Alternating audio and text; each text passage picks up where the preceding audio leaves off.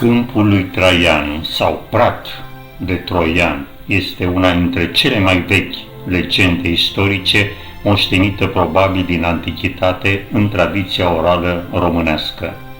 În cele ce urmează vom aduce dovezi privind romanitatea acestui popor. Nu sunt dovezi de ordin biologic, ci de ordin lingvistic și spiritual. Facem acest lucru cu ajutorul profesorului Ion Taloș, despre care academicianul Ion Aurel Pop spunea că este unul dintre cei mai importanți etnologi români din toate timpurile.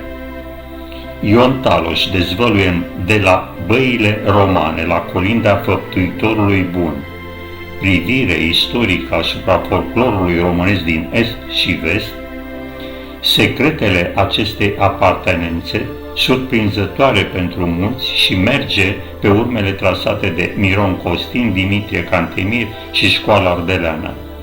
Autorul se bazează pe documente ale oralității ulterior tipărite, începând din secolul al XV-lea și pe materiale inedite din secolul XIX-20, care, deși sunt dispersate cronologic și spațial, ele nu se contrazic, ci conduc la aceeași concluzie.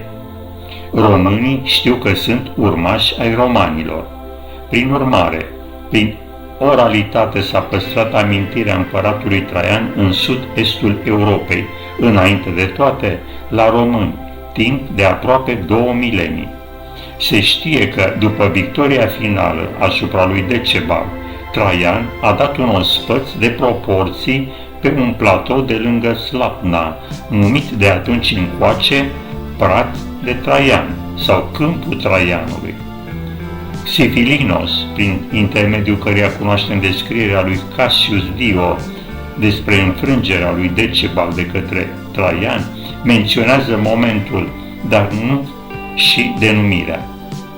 Zona a fost importantă pentru romani, deoarece după victorie, localitatea Turdava s-a transformat în Potaisa și a fost înglobată în provincia Dacia. Pentru apărarea ei, romanii au cantonat aici legiunea 5-a Macedonica, care și-a construit un puternic castru pe dealul cetății. Mulți filologi au cercetat termenul Prat fără a-l pune în legătură cu toponimul Prat de Traian și fără a cunoaște documentele existente. Iorgu Iordan afirma în 1963 că nici termenul Prat și nici toponimul Prat lui Traian nu există, de fapt, în limba noastră.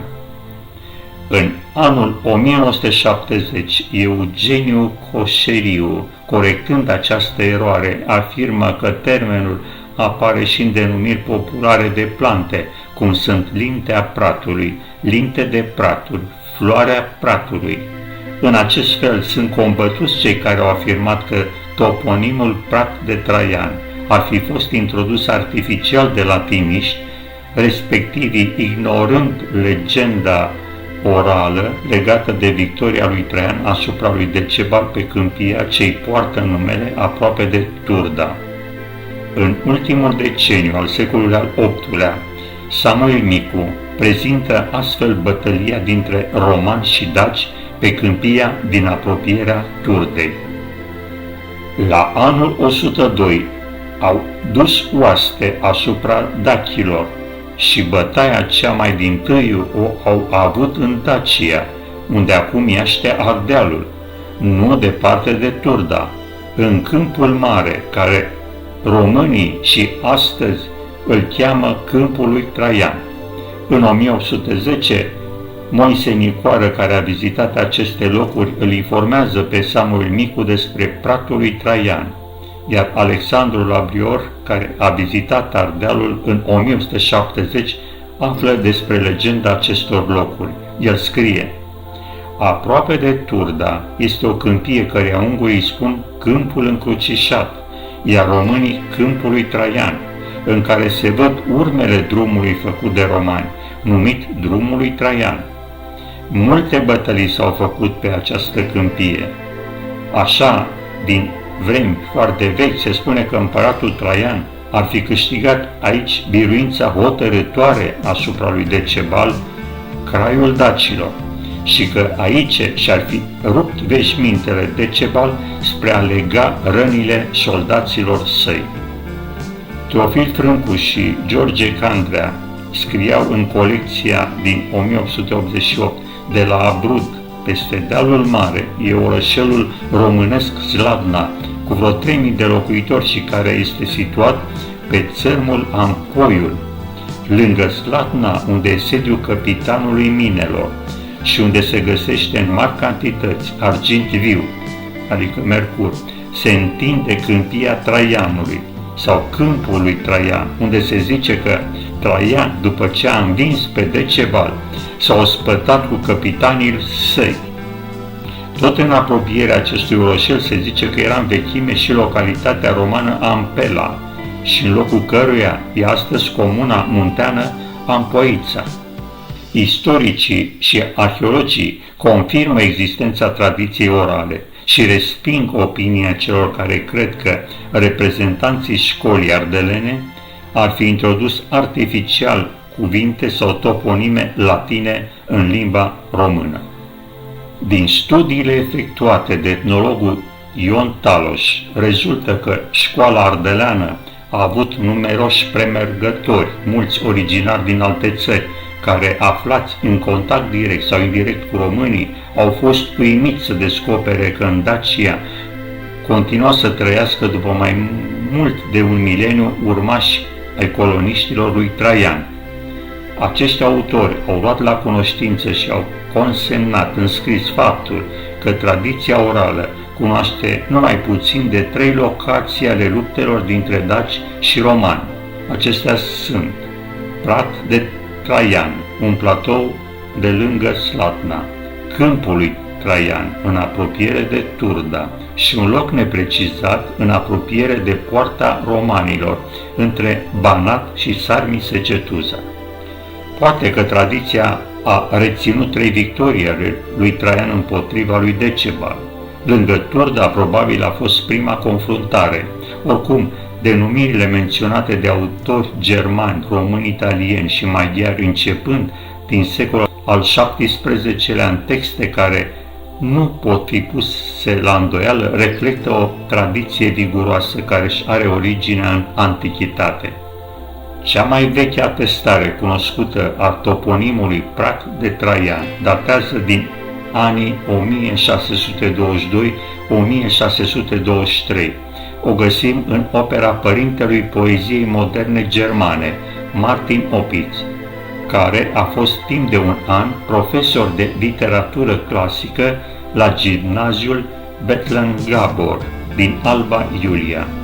Câteva versuri din Martin Opitz.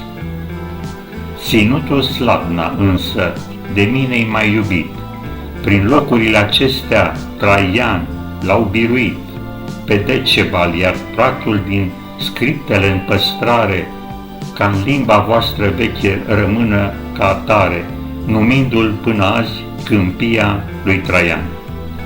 O dovadă clară că preluarea s-a făcut din graiul românilor din prima parte a secolului al XVII-lea, care la rândul lor a preluat-o de la înaintași pe cale orală. Friedrich Müller notează în 1857 că Slavna însoțește șlat pe râul Ampoi, ducător de aur, este cel mai important oraș din munții Apuseni ai Transilvaniei. Sub muntele sau cetatea evreilor se află, după legendă, așa numitul oraș vechi, acoperit cu pământ. Zitovâr, un câmp din apropiere, se numește Troia sau Câmpul lui Traian. Aici ar fi dat împăratul Traian un mare ospăț după înfrângerea lui Decebal.